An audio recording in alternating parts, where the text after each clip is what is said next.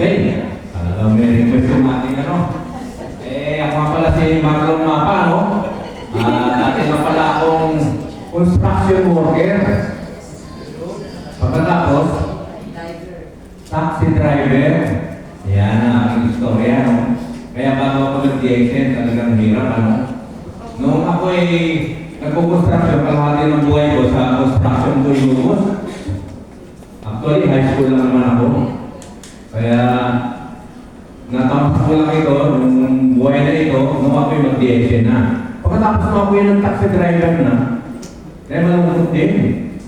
Wala rin akong hindi rin akong masenso. Kasi alam niyo ba kung yung minamanero ko? Alam niyo ba yung minamanero ko dati? Mamamatay ka sa iya. Kasi yung Gemini. Yung Gemini, bulong pa. Kaya kung madaling araw lang ako bumabiyahe. Kasi yung aking sasakyan na yun, tumatalog yung pasahero, pagkaliwagan. Tumatalog yung pasahero. Kasi bulong na Bulong yung aking minamanero. Yan.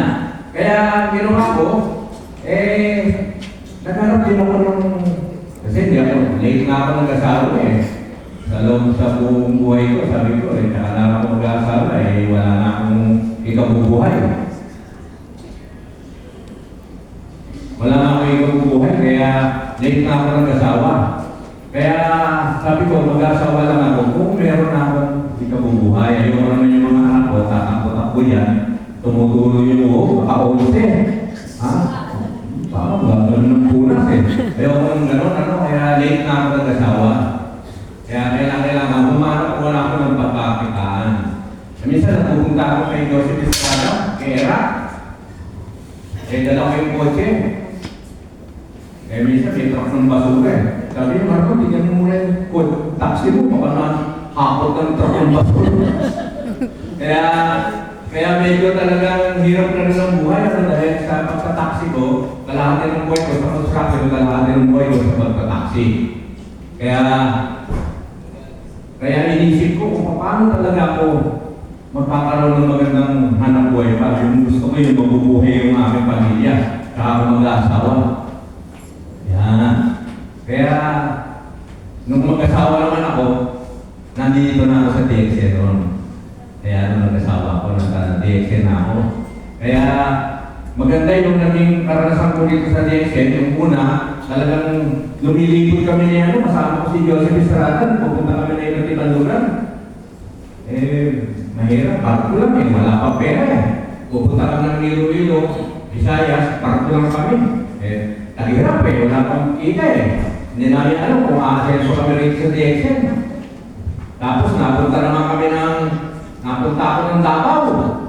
Hirap barko rin wala pang pera barko. Biro ko, nung pinunta ko sa Davao, sa kami bumaksak sa may CDO, sa Agente Oro.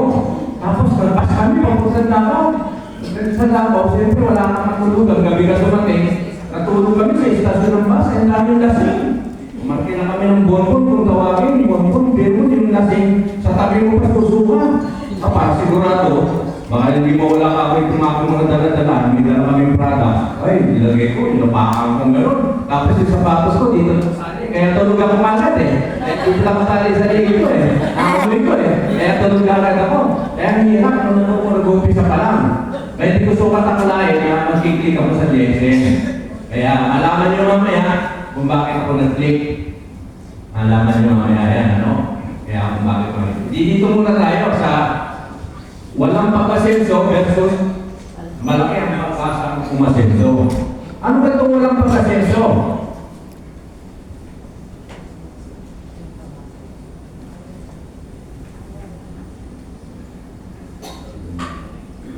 Yan. Itong walang pagkasenso. Makakaroon tayo ng ano ba naman halimbawa yung mga trabaho nito na walang pagkasenso? Ano ba kaya ito?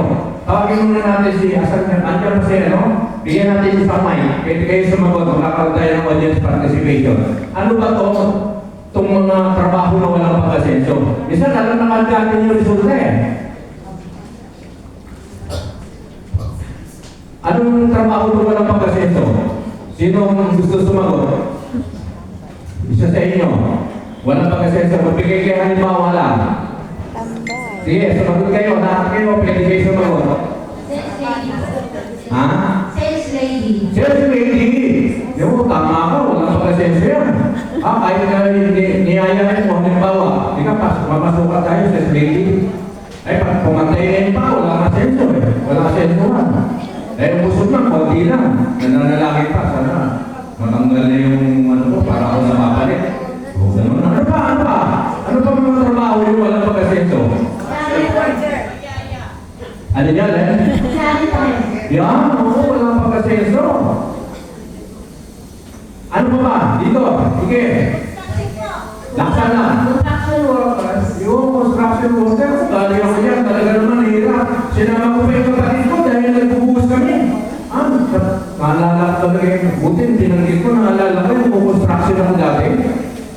Naku, nung pauwi na kami, iniwan kami nung nagaya sa amin. Naku, nung pauwi na kami, isa saging pa yun. Naku, yung kapatid ko, hanggang tuhod yung puti, nagbubuhos kami ng flooring. Talagang hirap. Wala ka ng asenso. Pero alam mo na, walang pagkasenso. Talagang gawa pa rin ako ng paraan. Talagang hindi mo na ako kasawa kasi walang asensuhan eh. Ano pa? Employee. Janitor, ano pa? Bukod sa ano, yung mic, para lakasan natin. Ayun, no? Oo. Meron to sa likod, doon. Tumataas ang kamay, pakitaas na yung kamay. Hanggang di ba? Yan. Sabi po, Ayun, oo. Yan, walang pagkasenso. Ano pa? e-bike driver po. Ayun, yung bike driver. Tricycle driver, may pagkasenso ba? Wala. Wala. Ano pa? Mahal pag gasolina. Mahal ang gasolina. Ayun, maglera, wala pa pagkasenso yan. Kaya alam nyo yan dito sa unahan. Kaya alam ba agad natin, pumasok tayo, Factory worker. walang pagkasenso. Dito sa harapan, dito sa harapan. Dito. Factory worker. Tamad na tayo, walang pagkasenso. Yun, yung tawad ng tao. Yung trabaho naman, kung halimbawa, nakakuha yung tawad ng trabaho, nakakuha siya ng trabaho, ano pa yung mga trabaho walang pagkasenso?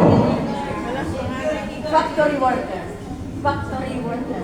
Yan, factory worker, no? Yan. Umaasa Okay, sa thank you. Maraming salamat sa inyo. Lahat kayo tama, no? Kaya makita nyo, walang pagkasenso. Kung minsan, asenso ka lang, uusukan ng konti. Ha? Pero, karamihan talaga walang pagkasenso. Minsan, grabe, pangay pa. Kumakain-English pa, talagang, alam mo, mura na ng daan eh. Kumakain-English. Pero walang pagkasenso, no? Kaya, mamaya, kung naman tayo sa may pagkasenso. Siguro gusto niyo yun, kung paano makasenso. Opo. Yan. Ngayon, yung walang pagkasenso na yun, tanongin mo kung gusto ba nila kung masenso? Siyempre, oo. Tatanungin mo, oo. Pero gusto ng isip, ayaw ng katawan. Kasi may seminar, atin ng seminar para malaman mo kung paano makasenso. Gusto ng isip, pero ayaw ng katawan. Yun lang. Kaya ang hirap din, ano? Gusto mo masenso? Kaya may katawan, ayaw mo matuloy ng seminar eh. Pero yung iba, yung umatin, yung nagkasensuhan, ano?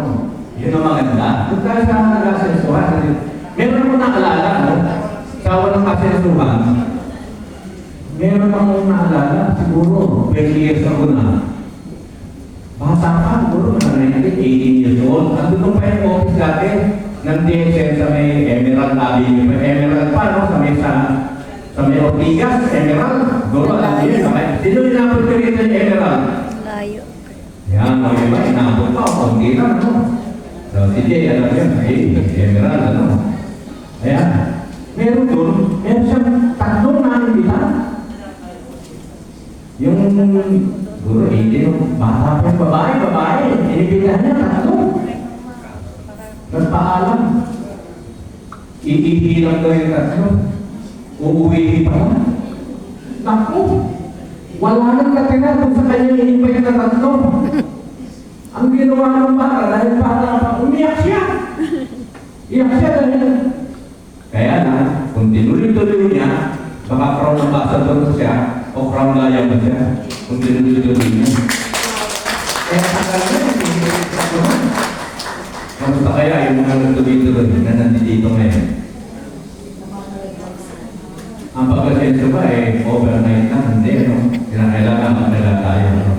Kaya yung walang mag-asenso, nakita na natin, ano? Nakita natin, ano? Yung iba talagang sinusubo mo naman, niluluwa pa. Ihilahin mo sa ano, parang masenso, ihilahin mo. Parang kami, tumutuwa. Ang hirap. Apat ang araw, katulog, hirap na hirap kahilahin. Kasi si Femi lang niyayay. Para malaman kung paano kikita, ayaw, hindi dumadalo. Tama. Nandun sila sa walang pag-asenso. Gusto nila yan. Sa walang pag-asenso, nakapila. Ang dami, milyon-milyon, hindi nakapila sa walang pag-asenso. Sabihan mo pag may pag-asenso, mamaya, malalaman nyo kung bakit pwede mo masenso, ayaw nila. Pila-pila sa Gusto sakyan. nila yan sa walang pag-asenso. Pero ayaw natin, kung gusto natin masenso. Gusto natin, makaluwag-luwag doon sa buhay. Ano? Siyempre, lahat yun, kung tatanungin ko walang pag-asenso, gusto nila na masenso rin sa totoo lang. Ano? Kaya anong gagawin natin? Malalaman natin ito.